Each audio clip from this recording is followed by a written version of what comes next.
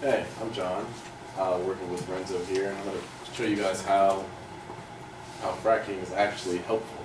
So this has been said a lot, but fracking is 90% water, 9.5% sand, and 0.5% chemicals. So the actual breakdown of this is for every ton of chemicals that's in there, there's about 187.5 tons of water. Now that might seem like a lot of water is being wasted, but actually they have multiple distilleries and other sort of things on site, and so the water is then being statically charged to allow particles of waste to separate and fall to the bottom. And these solids, the solids at the bottom of the water supply, are taken to landfills, and the water is reused. And up to 95% of that water is reused every time. Another thing that was mentioned is harmful chemicals. And when I looked into it, all the chemicals I saw were radium, uranium, lead, mercury, hydrochloric acid, ethylene glycol, menthol, and formaldehyde. Now, the chemicals that are actually in there of all those that were dangerous were hydrochloric acid, which is used very, very little, and it's only used to help dissolve the minerals and initiate cracks in the rock, and ethylene glycol, which is a product stabilizer and only used to cross-link other chemicals.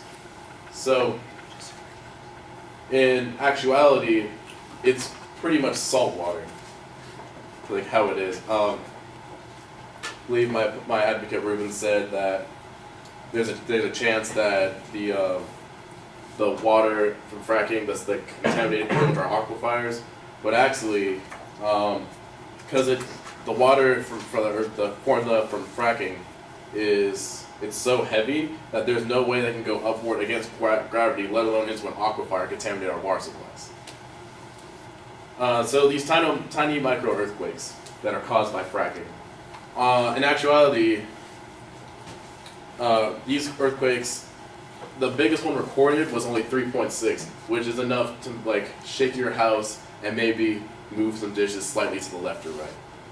Generally, though, they're of the magnitude of 2 or lower, and they can hardly be felt. And yes, they are routinely caused by fracking, but they haven't been recorded to cause any physical damage to anyone's belongings, personal properties, or anything. So now I'm going to start talking about some of the benefits of fracking. So in California, we have a pretty big unemployment rate right now. And if we were to start, like when they started using fracking in like 2003, there was a 50% increase in employment up till 2009. And then that's when they started cracking down on fracking.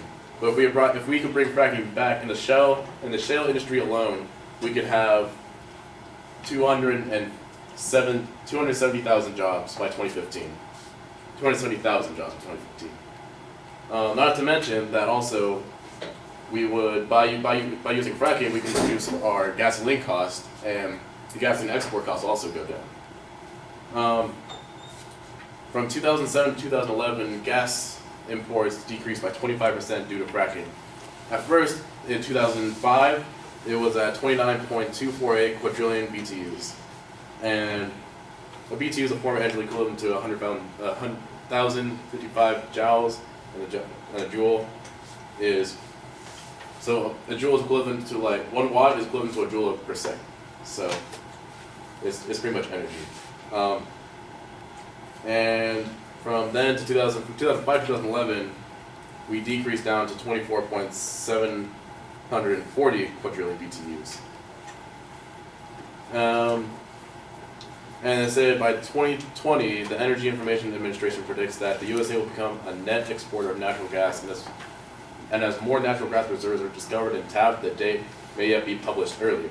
So that would boost our economy up above everyone, and we'd be one of the leading countries, even more so in the I guess the gas war.